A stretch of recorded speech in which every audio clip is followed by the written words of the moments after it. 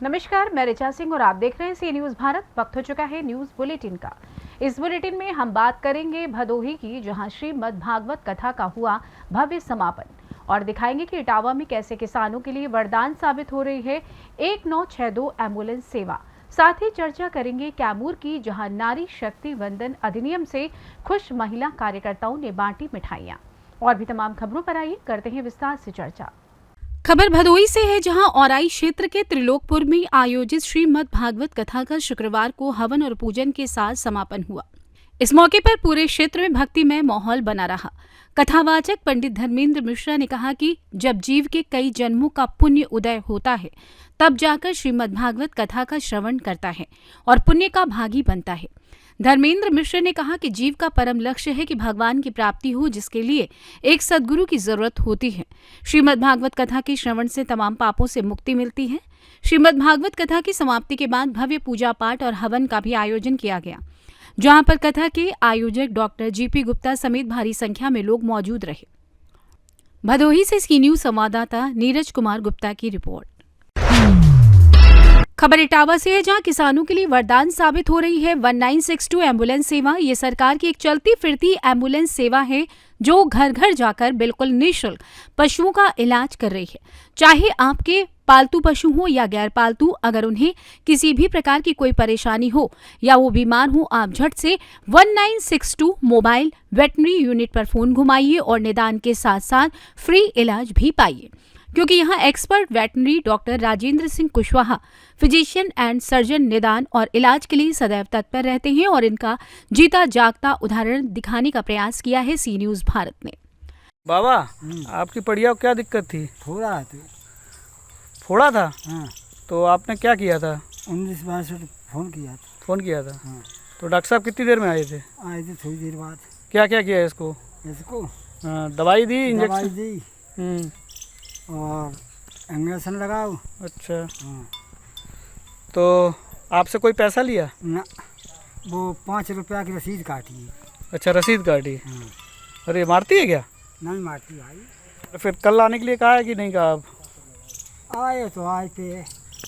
अच्छा, ये कैसी योजना है सरकार की? सही है, बढ़िया योजना है। वरदान साबित हो रही है किसान भाइयों के लिए कि नहीं? और का। तो आप सरकार को धन्यवाद देना चाहेंगे? क्या कहेंगे सरकार के लिए? धन्यवाद। पड़िया थी जो लवा रहा था, इसको क्या दिक्कत थी सर? इसके बड़ा सा फोड़ा था और फोर लिम्ब में बड़ा सा फोड़ा था, उसको ऑपरेट किया गया और उसके बाद उसको मेन चीज है कि उसको गॉज भर दिया गया। मेरे पास 1962 पर कॉल गई थी, ये लखनऊ कॉल पहुंची थी। वहां से हमें निर्देशित दिया गया कि ऐसे ऐसे छेतौनी गांव जाना है। लगभग लग गया है आधा घंटे। तो इसको केवल इसका जो सर्जरी की आपने, और उसके अलावा कुछ कोई दवाई ट्रीटमेंट? इसके बाद नहीं, उसके बाद सबसे पहले सर्जिकल उसको रिमूव किया, उसके बाद इंजेक्शंस दिए, ट्रीटमेंट दिया गया। तो आप इसे दोबारा जरूरत पड़ेगी? अभी 2 दिन और आवश्यकता है, इसको ट्रीटमेंट की 2 दिन और आवश्यकता है। हर सिस्टम इसमें ले भी लगती है, 5 रुपए 10 रुपए जो ले भी है वो लगती है, बस रजिस्ट्रेशन होता है। हाँ, नहीं सारी सुविधाएं हैं, AI छोड़ के सारी सुविधाएं। इटावा से सी न्यूज संवाददाता देवेंद्र सिंह की रिपोर्ट। खबर झांसी के मऊरानीपुर से है, जहां प्रजापिता ब्रह्मा कुमारी ईश्वरीय विश्वविद्यालय के द्वारा प्रांतीय मेला जल विहार के उपलक्ष्य में भव्य कार्यक्रम का आयोजन किया गया, जिसमें बाल कलाकारों के द्वारा एक से बढ़कर एक प्रस्तुतियां दी गईं, जिसमें मुख्य अतिथि के रूप में आए भगवती प्रसाद सागर ने कहा कि पवित्रता ही सुख शांति की जननी है। जितना हम जीवन में धर्म को धारण कर कर्म करते हैं एवं मर्यादित जीवन जीते हैं। कार्यक्रम संयोजिका मऊरानीपुर सेवा केंद्र प्रभारी ब्रह्मा कुमारी राजयोगिनी चित्रा बहन जी ने आए हुए सभी अतिथियों का स्वागत किया एवं पगड़ी पहनाकर सम्मान सत्कार किया। इस बीच भोपाल से आई हुई राजयोगिनी पूर्वा दीदी, विजयपुर से आई राजयोगिनी ब्रह्मा कुमारी शशि दीदी, बीके रामकुमार भाई, एडबीके चंद्र प्रकाश भाई ने कार्यक्रम की बहुत बहुत बधाई एवं शुभकामनाएं दी। बच्चों के द्वारा मनमोहक एवं शानदार प्रस्तुति दी गई। कार्यक्रम का कुशल संचालन बबीना से पधारे हुए राजयोगी ब्रह्म कुमार आशु भाई ने किया। सहयोगी भाई बहन अनमोल गुप्ता, आस्था माही एवं आश्रम से जुड़े समस्त भाई बहनें कार्यक्रम में उपस्थित रहे। झांसी मऊरानीपुर से सी न्यूज संवाददाता चंदू राइन की रिपोर्ट। खबर कैमूर से है, जहां केंद्र में पीएम नरेंद्र मोदी की सरकार ने महिला आरक्षण बिल पास किया तो कैमूर में महिला भाजपा प्रकोष्ठ इकाई में खुशी की लहर दौड़ गई। महिला कार्यकर्ताओं में मिठाइयां बांटी गईं। भभुआ भाजपा जिला कार्यालय में भाजपा महिला मोर्चा के जिलाध्यक्ष जागृति सिंह ने प्रेस वार्ता कर बताया कि केंद्र सरकार में पीएम नरेंद्र मोदी की सरकार लोकसभा और राज्यसभा में महिला आरक्षण बिल पास किया, जिसमें महिलाओं को हर क्षेत्र में 33% योगदान रहेगा। महिला आरक्षण बिल पास होने पर कैमूर की महिलाओं में खुशी की लहर है। वहीं भाजपा कैमूर जिले के अध्यक्ष मनोज जायसवाल ने बताया कि देश में पीएम नरेंद्र मोदी ने महिला आरक्षण बिल पास कर महिलाओं में जान फूंक दी है। अब हर क्षेत्र में देश की आधी आबादी महिलाओं को 33% आरक्षण मिलेगा, जिसको लेकर कैमूर की महिलाओं में काफी खुशी है। मौके पर जिला उपाध्यक्ष दुर्गेश चौबे, विमला प्रभा, शोभा गुप्ता के साथ भाजपा मीडिया प्रभारी अभिसार आनंद, ओम प्रकाश गुप्ता सहित अन्य लोग मौजूद थे। आज देखिए यहाँ पे भारतीय जनता पार्टी कैमूर महिला मोर्चा के जिला अध्यक्ष जागृति सिंह अपने पूरे महिला मोर्चा के साथ यहाँ प्रवेश वार्ता कर रही हैं। आप तो जानते हैं सभी महिलाओं में खुशी की लहर है कि देश के यशस्वी प्रधानमंत्री माननीय नरेंद्र मोदी जी ने जो लोकसभा में और राज्यसभा में महिलाओं को 33% जो बिल आया उसको पूरा अच्छे बहुमत से पास हो गया। जो ये बिल जो है 27 सालों से लंबित था, लेकिन देश के यशस्वी प्रधानमंत्री माननीय नरेंद्र मोदी जी जिधर भी अपना पैर बढ़ा रहे हैं उधर सफलता हो रहा है। आप महिलाओं के लिए हमेशा से उनका ध्यान रहा है। जैसे आप देखे होंगे, चाहे हिंदू महिला हो चाहे मुस्लिम महिला हो, 3 तलाक में से कितना बहुत से महिला में खुशी थी। पहले जस्ट लाना समझ में नहीं आया, 9 साल में बीच में भी आ सकता था महिला बिल। देखिए माननीय प्रधानमंत्री लगातार देश के लिए काम कर रहे हैं। ये कब काम करना है, समय समय पर जो है वो काम करते रहते हैं। फायदा मिले नहीं देखिए, हमरा का नाम ये हमारी पार्टी हमेशा महिला के पक्ष में है। हमेशा से हमारे अटल बिहारी वाजपेयी जी ने इस बिल को लाए थे, लेकिन उस समय नहीं हो पाया। लेकिन माननीय प्रधानमंत्री नरेंद्र मोदी जी ने जब से आए हैं, आप देखेंगे 3 तलाक जो किए उससे भी बहुत महिलाओं में खुशी आई।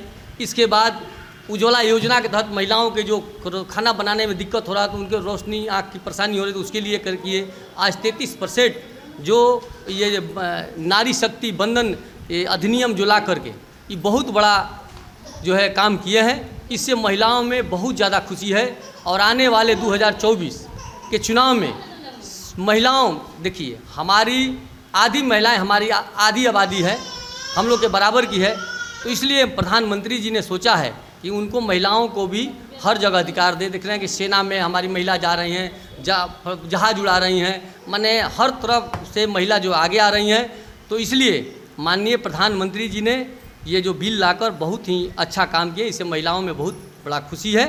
और आने वाले 2024 के चुनाव में सभी महिलाओं, माता बहनों हम लोग को सपोर्ट करके फिर से 2024 में माननीय प्रधानमंत्री मोदी जी को बनाएंगी। और 2025 में फिर जो है यहाँ बिहार में भाजपा की सरकार बनेगी और भाजपा का मुख्यमंत्री बनेगा। मैं भाजपा जिलाध्यक्ष मनोज जायसवाल कैमूर।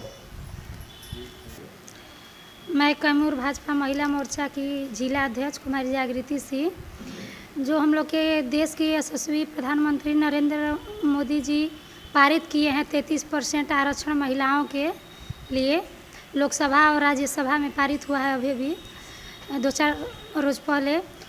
उसी के लिए हम लोग महिला मोर्चा आभार प्रकट कर रहे हैं। ये हम लोग आज प्रेस कॉन्फ्रेंस के द्वारा मोदी जी को बहुत बहुत धन्यवाद और आभार प्रकट कर रहे हैं कि हम लोग को महिलाओं को 33% आरक्षण दिए। 100/33 के हम लोग हकदार हुए हैं। किसी भी क्षेत्र में, किसी भी फील्ड में, किसी भी विभाग में महिलाओं का 33 सीट कन्फर्म हुआ। और 2024 और 2025 में हम महिला पूरे उत्साह से फिर से भाजपा की सरकार बनाएंगे, क्योंकि हम लोग के अधिकार में बहुत बड़ा सम्मान मिला है महिलाओं को। खुशी है, बहुत खुश हैं हम लोग। और जगह जगह गांव देहात में भी बहुत महिला खुश हैं। हम जाते हैं, मिलते हैं, महिलाओं से, मोदी जी से सब लोग संतुष्ट हैं, खास करके महिला। और मुझे पूरा विश्वास है कि इस बार 2024 में फिर मोदी जी प्रधानमंत्री बनेंगे और बिहार में भी भाजपा की सरकार बनेगी 2025 में। पूरे जोश उत्साह के साथ महिला लगी हुई हैं। तो विपक्ष हल्ला काहे कर रहा है उनका महिला? अब विपक्ष क्यों हल्ला कर रहा है, अब इस पे हम टीका टिप्पणी नहीं करेंगे। ठीक, कुछ तो होगा कि उसका जवाब तो आपके पास है। महिला गुप्त वोटर हैं और महिला खास करके मुस्लिम महिला भी मोदी जी को बहुत पसंद करती हैं। 3 तलाक का जो नियम था उसको तोड़े और कश्मीर में अभी 370 धारा था उसको हटाएं। तो महिला साइलेंट वोटर हैं और मोदी जी को वोट करती ही हैं, मुस्लिम महिला भी करती हैं। तो विपक्ष तो करेगा ही करेगा हल्ला। और विशेष के विपक्ष के बारे में हम बताना नहीं चाह रहे हैं और बोलना नहीं चाह रहे हैं, सबका अपना अपना राजनीति है जी। चलिए, धन्यवाद, आप लोग का भी आभार। कैमूर से सी न्यूज संवाददाता ओम प्रकाश तिवारी की रिपोर्ट। खबर रांची के झारखंड से है, जहां प्रखंड के सारजमडी में शक्ति क्लब दुर्गा पूजा समिति की आवश्यक बैठक आयोजक नीतीश पांडे की अध्यक्षता में की गई। बैठक में 2023 में आने वाले दुर्गा पूजा को धूमधाम से मनाने का निर्णय लिया गया। विदित होगी, शक्ति क्लब दुर्गा पूजा समिति के संस्थापक भूतपूर्व मुखिया सह मंदिर के पुजारी देव कुमार पांडे की देखरेख में लगातार 53 साल से यहां दुर्गा पूजा होती आ रही है। वहीं विजयादशमी के अगले दिन एकादशी को माता की मूर्ति का विसर्जन आंचूडीम नदी में किया जाता है। इस अवसर पर आंचूडीम में मुखिया मेला लगता है, जो क्षेत्र में काफी प्रसिद्ध है। मेले में रावण के पुतले का दहन किया जाता है। बैठक में 2023 दुर्गा पूजा के सफल आयोजन हेतु एक संचालन समिति का गठन किया गया, जिसमें संयोजक आशीष पांडे, अध्यक्ष अनंत सेठ, महासचिव शिवनंदन प्रमाणिक व जमीन सेठ, उपाध्यक्ष विक्रम हजाम व अजेश हजाम, सचिव कमल पुराण, राजकिशोर मछुआ, त्रिलोचन हजाम, रूपलाल सेठ, श्रीश सेठ, मनोज हजाम, सलाहकार कालीचरण हजाम, रघुनंदन सेठ, मुचीराम हजाम एवं कार्यकारिणी सदस्य राहुल सेठ, पेमा सेठ, विकास सेठ, मनोज मछुआ, विवेक पांडे, रहीम हजाम, प्रतीक पांडे, गोवर्धन सेठ, विनीत पांडे, सोहित हजाम, पीयूष पांडे, बाउल सेठ, निखिल हजाम, प्रवीण सेठ, स्वागत हजाम, नरेन हजाम, बसंत सेठ, बूढ़ा सेठ, सत्युघ्न हजाम, रोहित हजाम, सत्यदेव सेठ, अखिल हजाम, शिशुपाल हजाम, कमलेश हजाम, संतोष हजाम, अमर हजाम, अजीत हजाम, अनूत हजाम, विपद हजाम, चंदन हजाम, विष्णु सेठ बनाए गए। बैठक में संजय हजाम, रामा सेठ, दुधेश्वर हजाम, यदुनाथ सेठ, सुदर्शन हजाम, विष्णु हजाम, उमेश सेठ, हीरालाल हजाम, जगबंधु सेठ, बुधू हजाम, बुतरू हजाम सहित अन्य व्यक्ति मौजूद थे।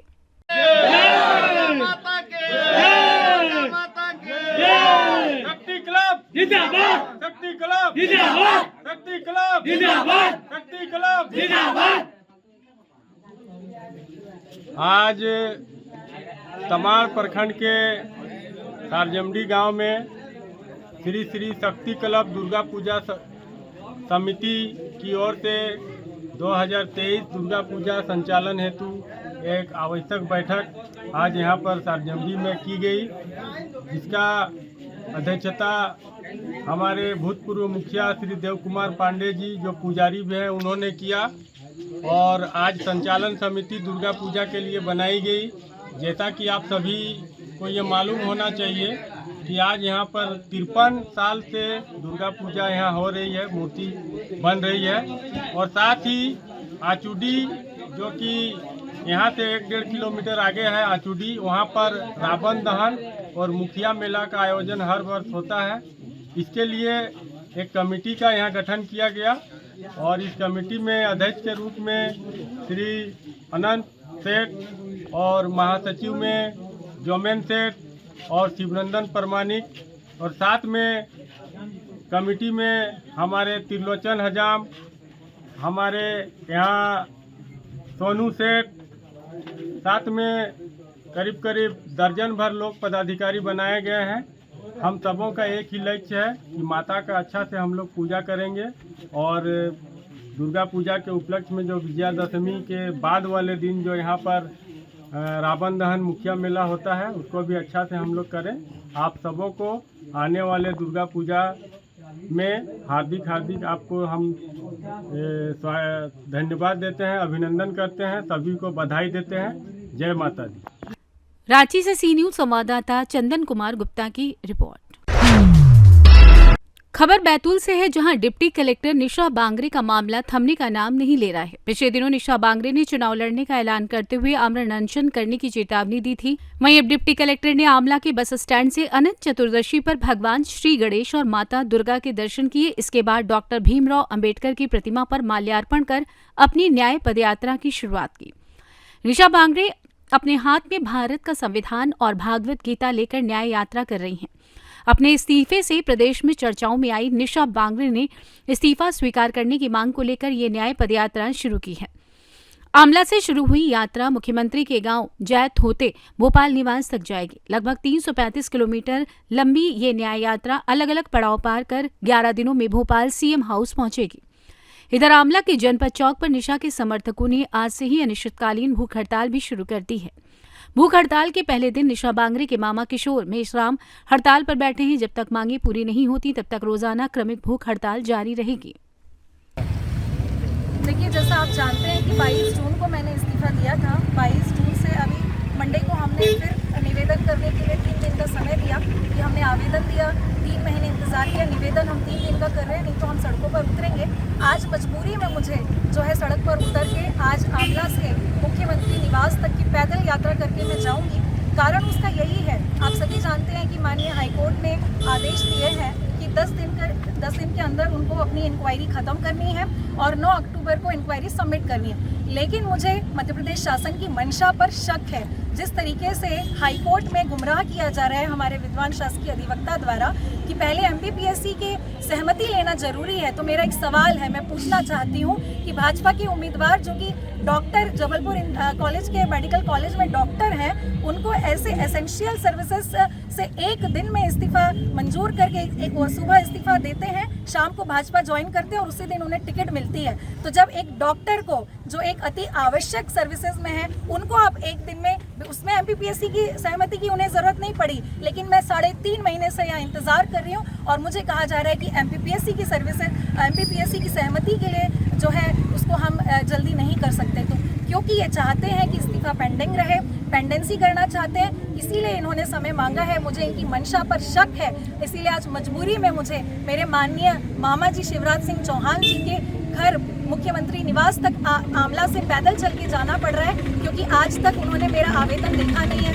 3 बार हमने उनको आवेदन भेज दिया, उन्होंने आजकल न्यूज़पेपर पढ़ना बंद कर दिया है, मेरी न्यूज़ उन्हें दिखाई नहीं दे रही है, उन्होंने सुनना बंद कर दिया है टीवी, उन्हें मेरी पीड़ा और मेरी प्रताड़ना सुनाई नहीं दे रही है। तो ऐसे अधिकारियों की और ऐसे मध्य प्रदेश शासन की सद्बुद्धि के लिए आज यहाँ पर हवन यज्ञ शुरू होगा। मेरे मामा जी द्वारा भूख हड़ताल यहाँ से शुरुआत की जाएगी। शिवराज सिंह मामा जी को मेरे मामा जी द्वारा कहा जाएगा कि एक भांजी पर अत्याचार मत करिए, और आज से हम यहाँ से पदयात्रा शुरू कर रहे हैं, जो कि बुधनी और जैत होकर की जाएगी। मुख्यमंत्री निवास हम भोपाल तो जाएंगे ही आमरण अनशन करने के लिए, लेकिन उसके पहले चूंकि रास्ते में भी मामा जी का घर है, शिवराज मामा जी का, तो हम बुधनी और जैत भी जाएंगे, वहां पर भी गुहार लगाएंगे न्याय की। हम तब तक चलेंगे जब तक हमें न्याय न मिले, और आमरण अनशन के लिए मैं मुख्यमंत्री निवास के सामने बैठूंगी जब तक मेरा इस्तीफा स्वीकार नहीं हो जाता, क्योंकि इनकी नीयत खराब है। बैतूल से सी न्यूज संवाददाता संदीप वाइकर की रिपोर्ट। खबर दुमका से है, जहां शिकारीपाड़ा के नव पदस्थापित अंचलाधिकारी कपिल देव ठाकुर अंचल में योगदान करने के बाद ही पूरे सिंघम अवतार में दिख रहे हैं। अपने कार्यालय के कार्यों के इतर अंचल अधिकारी कपिल देव ठाकुर अन्य विभागों जैसे स्वास्थ्य विभाग एवं शिक्षा विभाग की कार्यशैली पर भी अपनी पैनी नजर रखे हुए हैं। इसी क्रम में आज उन्होंने आवासीय मध्य विद्यालय शिकारीपाड़ा का औचक निरीक्षण किया। निरीक्षण के क्रम में उन्होंने विद्यालय के क्लासरूम, कार्यालय एवं अन्य संरचना को देखा तथा क्लासरूम में बच्चों के साथ बातचीत भी की और उनसे प्रश्न भी किए। हालांकि प्रखंड कार्यालय के बगल में स्थित इस विद्यालय के बच्चे झारखंड के मुख्यमंत्री के नाम तक नहीं बता पाए। ये सोचनीय है। जब प्रखंड के आसपास के विद्यालय के बच्चों का ये हाल है तो सुदूर देहाती क्षेत्रों में स्थित विद्यालय के बच्चों का क्या हाल होगा। विद्यालय में राम प्रवेश बैठा, अजय कुमार मंडल, पंकज कुमार सिंह तथा अनिमेश मंडल 4 शिक्षक कार्यरत हैं। तथापि बच्चों के ज्ञान का स्तर इतना निम्न होना कहीं न कहीं शिक्षकों की तथा विभागीय पदाधिकारियों की कर्तव्यहीनता को दर्शाती है। हालांकि अंचलाधिकारी शिकारीपाड़ा कपिल देव ठाकुर के इस तरह स्वास्थ्य विभाग एवं शिक्षा विभाग के तहत संस्थानों में जाकर औचक निरीक्षण को देखकर यहाँ की जनता काफी प्रसन्न है और लोगों का कहना है कि यदि सभी पदाधिकारी इस तरह अपने कर्तव्यों के पथ पर सतत रहते हैं तो सरकारी विद्यालय एवं सरकारी अस्पताल का कायाकल्प होने में देर नहीं लगेगी। आवासीय मध्य विद्यालय शिकारीपाड़ा का आज औचक निरीक्षण किया। विद्यालय में जो कमियां थी, क्लास संचालन, छात्रावास और जो पठन पाठन संबंधी जो कमियां दिखाई दी उसको निर्देश दिया गया ठीक करने के लिए। पुनः जो है कि हम 15 दिन या 1 महीने के अंतराल पर फिर आएंगे और जो प्रधानाध्यापक को निर्देश दिए गए हैं उसमें अपेक्षित सुधार की आशा रखते हैं। दुमका से सी न्यूज संवाददाता सद्दाम हुसैन की रिपोर्ट। खबर मुंबई से है, जहां कल्याण पूर्व के विधायक गणपति गायकवाड़ की विधायक निधि से कल्याण पूर्व में विकास कार्यों का भूमि पूजन समारोह आयोजित किया गया। कल्याण पूर्व में डी वार्ड क्षेत्र कार्यालय के पास गणेश पहाड़ी क्षेत्र में स्थित मंदिर तक जाने के लिए सीढ़ियां बनाई जा रही हैं। इस कार्य का भूमि पूजन विधायक गणपत गायकवाड़ ने किया। मला वाटतं राजकारण न करता समाजकारण करण्याचं सर्वांनी काम केलं पाहिजे। हे काम रोखत होऊन कुठल्याही पक्षाचे लोक असू द्या, कुठल्याही पक्षाचे नेते असू द्या, सर्वांनी या कामाकडे लक्ष देऊन पुढे कामासाठी अजून फंड आणणं गरजेचं आहे आणि ते फंड आणल्याच्या नंतर ते थांबता कामा नये। खरं तर बऱ्याच वेळा कल्याणपूर्वमध्ये विकास करताना बरेच फंड आले, पण बरेच फंड ते जाणीवपूर्वक थांबले गेले आणि ह्याच्यामुळे कल्याणपूर्वचा विकास झाला नाही। आपण जर बघितलं असेल तर माझ्या निवडणुकीच्या आधीपासून या कल्याण डोंबिवली महानगरपालिकेमध्ये जे सत्ताधारी होते त्या लोकांनी रिझर्वेशनच्या प्लॉटवरती कधी लक्ष दिलं नाही। मी आमदार झाल्याच्या नंतर जेवढे रिझर्वेशनचे प्लॉट होते, जेवढे वाचवता आले तेवढे मी प्रामाणिकपणे ते सर्व अनाधिकृत कामं बांधकामं होऊन दिले नाही रिझर्वेशनच्या प्लॉटवरती आणि पुढेही होऊन देणार नाही। पण त्याच्यामध्ये राजकारण होत असतं। आताच मी तहसीलदारांना आता फोन केला होता। नांदिवलीमध्ये जे गुडचाळ्यांची जागा होती जवळजवळ 27-28 एकर जागा होती, जी येणाऱ्या काळामध्ये समाजासाठी कुठेतरी वाचायला पाहिजे होती। तहसीलदारांना अनेक वेळा पत्र दिले, अनेक वेळा फोन केले। मुंबई से सी न्यूज संवाददाता दीपक मोरे की रिपोर्ट। खबर पन्ना जिले से है, जहां जिले में डेंगू का प्रकोप है, वहीं जिला प्रशासन मूक दर्शक बन तमाशा देख रहा है। सब अपनी जिम्मेदारी से किनारा काटते हुए दिखाई दे रहे हैं। जिला मलेरिया अधिकारी ने बताया कि जनवरी से सितंबर तक 21 पॉजिटिव मिले। वहीं बताया कि जिस घर में पॉजिटिव मिले वहां लार्वा नष्टीकरण का कार्य किया जा रहा है। बाकी इलाज की जिम्मेदारी जिला चिकित्सालय की है। वहीं धाम मोहल्ला निवासी मरीज के परिजन बताते हैं कि घर में 3 व्यक्ति डेंगू पॉजिटिव निकल चुके हैं। पन्ना हॉस्पिटल में सही जांच नहीं होती, जबलपुर में पॉजिटिव रिपोर्ट आई। पन्ना हॉस्पिटल में डेंगू के इलाज की कोई सुविधा नहीं है, ना ही कोई मलेरिया विभाग से और ना ही नगरपालिका द्वारा नालियों में दवा का छिड़काव किया गया। बता दें कि अक्सर ही जिला चिकित्सालय अपनी लापरवाहियों की वजह से सुर्खियों में बना रहता है। डेंगू से ग्रसित मरीज के परिजनों ने बताया कि केवल हमारे करीबी 20 से 30 लोग हैं जिनका अन्य जगह उपचार चल रहा है। वहीं बढ़ते डेंगू के मरीजों को लेकर सीएमएचओ से बात की गई तो उन्होंने कहा, बकरी का दूध पियो और पपीते के पत्ते का रस पियो। बता दें कि पन्ना जिले के सैकड़ों मरीज प्लेटलेट्स कम होने और डेंगू की बीमारी से जूझ रहे हैं। वहीं पन्ना चिकित्सालय में सेपरेशन यूनिट न होने से प्लाज्मा प्लेटलेट्स आरबीसी को अलग अलग नहीं किया जा सकता और प्लेटलेट्स घटने पर अन्य हॉस्पिटल के लिए मरीजों को जाना पड़ रहा है। सर, डेंगू के मरीज आ रहे हैं लगातार, अभी कितने मरीज आ चुके हैं और क्या तैयारियां चल रही हैं? डेंगू के मरीजों के लिए सबसे पहले तो बता दें, जिला चिकित्सालय में निःशुल्क जांच और उपचार की व्यवस्था है ना। क्योंकि डेंगू की जांच के संबंध में थोड़ा सा स्पष्ट करना चाहूँगा कि इसके लिए जो एलाइजा मशीन के माध्यम से जाँच होती है वही जाँच वैलिड मानी जाती है जो पॉजिटिव आती है। इसमें रैपिड कार्ड का टेस्ट जो है तो गवर्नमेंट की तरफ से भी वैलिड नहीं माना जा रहा है। तो पूरी तरह से मतलब कोई भी मरीज आता है तो उसकी जांच और उपचार की सुविधा जिला चिकित्सालय में उपलब्ध है। और अभी तक जो है तो टोटल अपने यहाँ 21 केस रजिस्टर्ड हुए हैं, जिसमें 11 मरीज जो है तो सितंबर में हुए हैं, 9 मरीज अगस्त में हुए और 1 मरीज पहले जनवरी में हुआ था। तो इस तरह से 21 मरीज अभी तक पूरे जिले की रजिस्टर्ड हुए हैं। मरीज आने के बाद डेंगू का आपका विभाग क्या कार्रवाई करता है? हाँ, जैसे ही मतलब जिला चिकित्सालय में जाँच होती है, कोई केस पे पॉजिटिव निकलता है तो उसकी सूचना हमारे पास आती है। उससे संबंधित जो हम लोग यहाँ से टीम भेजते हैं तो उसके आसपास या उस एरिया में जो है तो एक स्पेस स्प्रे होता है जिसमें घरों के अंदर उसकी सर पूरे जिले में आपकी टीम काम करती है? हाँ, जनरली क्या होता है कि से तो आशायन के माध्यम से लार्वा सर्वे और निष्ठीकरण की प्रक्रिया होती है, क्योंकि इतने वर्कर नहीं है कि प्रतिदिन, लेकिन जब कहीं पॉजिटिव केस आता है तो उस स्थिति में अपन यहाँ से प्रयास करते हैं कि वहाँ पे काम हो। बाहर 2 लोग ठीक होकर आए जबलपुर से। एक पिछले हफ्ता फिरोज मोहम्मद ठीक होकर आया है और दूसरा अभी इसी हफ्ते में हमारी बच्ची आई है ठीक होकर। और पन्ना हॉस्पिटल में कोई व्यवस्था नहीं है, कोई जांच में आता नहीं है, बाहर से जांच कराते हैं जब वो आता है। और डेंगू पन्ना हॉस्पिटल में तो बिल्कुल इसकी जांचें नहीं होती है। पन्ना हॉस्पिटल प्राइवेट देखते हैं वो, तो त्रिपाठी जी को प्राइवेट हमने दिखाया, प्राइवेट भर्ती भी किया उनने, और उसके बाद क्या किया, त्रिपाठी जी ने प्राइवेट रूम में भर्ती कर दिया और कोई ट्रीटमेंट नहीं। पन्ना से सी न्यूज संवाददाता रीना सोनी की रिपोर्ट। खबर सिद्धार्थनगर से, जहां शोहरतगढ़ विकासखंड के ग्राम पंचायत कपिया ग्रांट के टोला मध्यनगर में गांव की समस्या गांव में समाधान करने हेतु ग्राम चौपाल कार्यक्रम का आयोजन किया गया। कार्यक्रम की अध्यक्षता करते हुए एडीओ पंचायत मोहन लाल ने केंद्र और प्रदेश सरकार द्वारा चलाई गई ब्लॉक स्तरीय योजनाओं की जानकारी दी। चौपाल कार्यक्रम में मुख्य रूप से राशन कार्ड, वृद्धावस्था, विधवा पेंशन व दिव्यांग पेंशन, आयुष्मान कार्ड समेत ग्राम विद्युतीकरण, पीएम आवास योजना, मनरेगा योजना, किसान सम्मान निधि, व्यक्तिगत शौचालय आदि योजनाओं पर विस्तार से प्रकाश डाला गया।